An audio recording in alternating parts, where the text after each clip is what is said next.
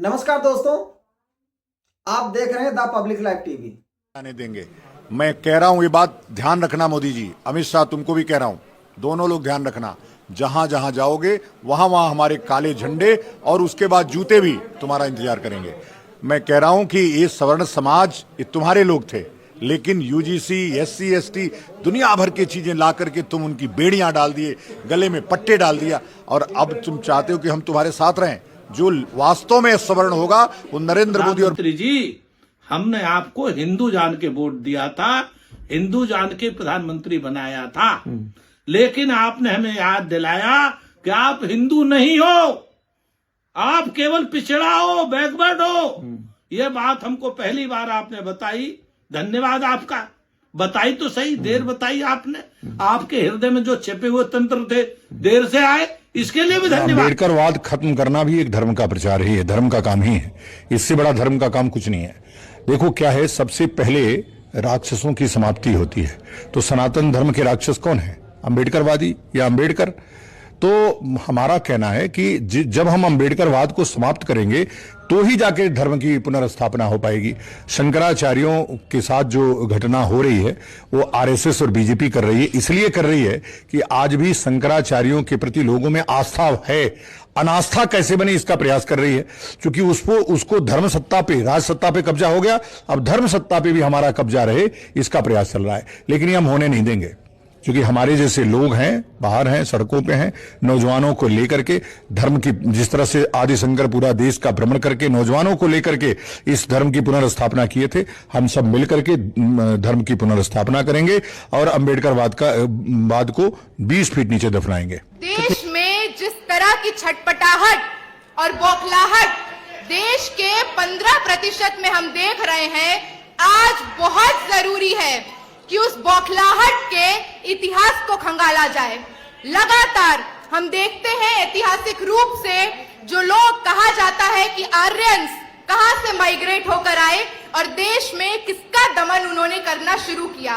उसके बाद अगर खासकर जिस संविधान की जगह जिस मनुस्मृति को लाने का बात बार बार भाजपा, आरएसएस, एबीवीपी करता है, उस बात का इतिहास बहुत जरूरी है।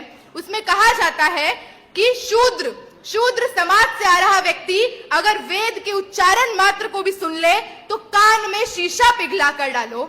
आज जरूरत है ये समझने की, ऋग्वेद का जिक्र यहाँ पे हुआ, वो ऋग्वेद जो कहता है, पुरुष सूक्त का बात करता है कि ब्रह्मा के मुंह से 4 वर्ण निकले, और जिस तरह से कहा जाता है कि कोई मुख होगा, कोई बाजू होगा, कोई जांग होगा और कोई पैर होगा।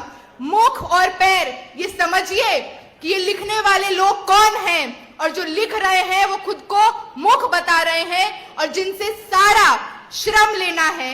खेत में धान उगाएगा कौन, उसको काटेगा कौन, उसको पाटेगा कौन, गेहूं जब उग जाएगा तो घर में पहुंचाएगा कौन, उसको गोडाउन तक पहुंचाने से लेकर खेत से निकालकर बेचने तक का काम, श्रम एक पर्टिकुलर समुदाय के लोग करेंगे।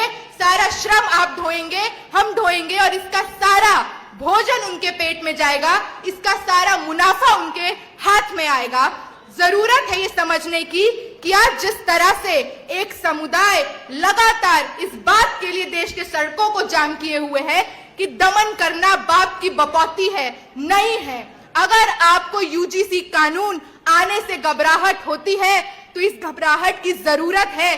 डरिए, क्योंकि सदियों का, दशकों का, 2000 सालों का शोषण है। आज हम लोग यहां से ये बात कहना चाहते हैं कि जिस तरह से अंग्रेजी हुकूमत जब इस देश में आई, ये समझिए कि उस हुकूमत के अंदर भी कौन दमन झेल रहा था। लगातार ये वही वर्ग है, ये वही जातियां हैं जो मुंशी बने बैठे थे, साहूकार बने बैठे थे, लगातार मुखबिर भी थे, अंग्रेजों की दलाली करते थे, उनके इन्फॉर्मर्स थे। लगातार जो लोग भारत की आजादी के लिए लड़ते थे, जाकर बताते थे कि वो लोग कहां छुपे हैं, कैसे उनको मारना है।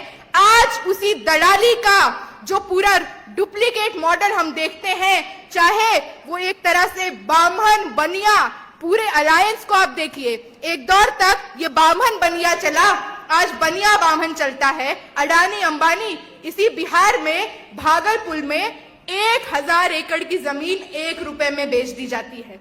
और लगातार देश के वंचित, दलित, भूमिहीन जब कर्जे के अंदर डूबे रहते हैं, इसी बिहार में महिलाओं ने जब आत्महत्या की, वो कौन से समुदाय की महिलाएं थी जिनको आत्महत्या करना पड़ा? वो इन्हीं समुदाय की महिलाएं थी जिनको कहा गया घर में बर बीमारी है, बच्चा का शादी कराना है, उधार लो। उधार पे उधार दिया गया और लगातार इस तरह से झांसा गया कि उनको उनकी मृत्यु की गई, उनकी संस्थागत हत्या की गई। इन सब का हिसाब आज इस हॉल में बैठे आपको हमको लेना है। लगातार इस आंदोलन से जिस तरह की बौखलाहट है, हम यहां से ये ऐलान करना चाहते हैं कि ये बौखलाहट बनी रहे, ये सुखबुकाहट बनी रहे।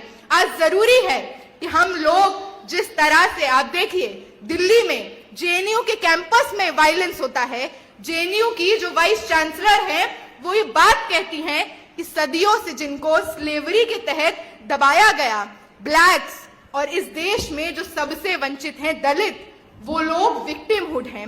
उनको बहुत अच्छा लगता है खुद को विक्टिम बताना।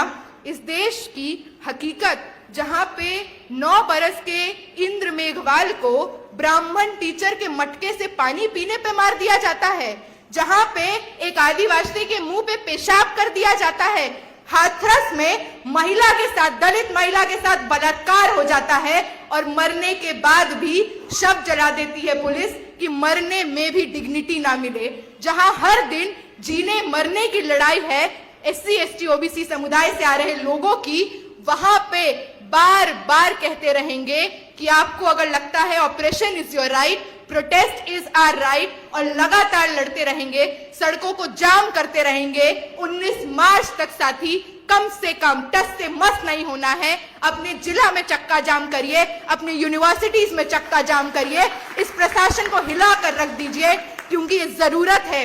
जिन्होंने ये इमारतें बनाई, हम लोग पढ़ते हैं, इतिहास की स्टूडेंट रही हूं, हम लोग पढ़ते हैं कि जिस बड़ी बड़ी इमारतों की दुहाई दी जाती है, विजयनगर एम्पायर, खजुराहो टेम्पल, कहा जाता है कि बहुत खूबसूरत है, एक तरफा शूद्र समुदाय से आ रहे शिल्पकारों ने इसको बनाया, और आज आईआईटीज, आईआईएम में आप कहते हैं कि उन्हीं के वंशज, उन्हीं के घरों से आ रहे लोग, मेरिट नहीं है उनके पास। अरे आप जो पोंगा पंडित, आज एक मूवी आ रही है जिसका बहुत जिक्र हो रहा है, घूसखोर पंडित, जिसका इतिहास है घूसखोरी का, जिसका इतिहास है एक तरफा नतमस्तक होने का, उन लोगों को और घूसखोर ना कहें तो क्या कहें, बार बार कहेंगे। तो आज यहाँ पे आए सभी साथियों को मेरा क्रांतिकारी इस्तकबाल। दिल्ली में आप लोगों को देखकर हम लोग ऊर्जा एकत्रित करते हैं, वहां भी मोर्चा थामे रखेंगे, टस से मस नहीं होंगे।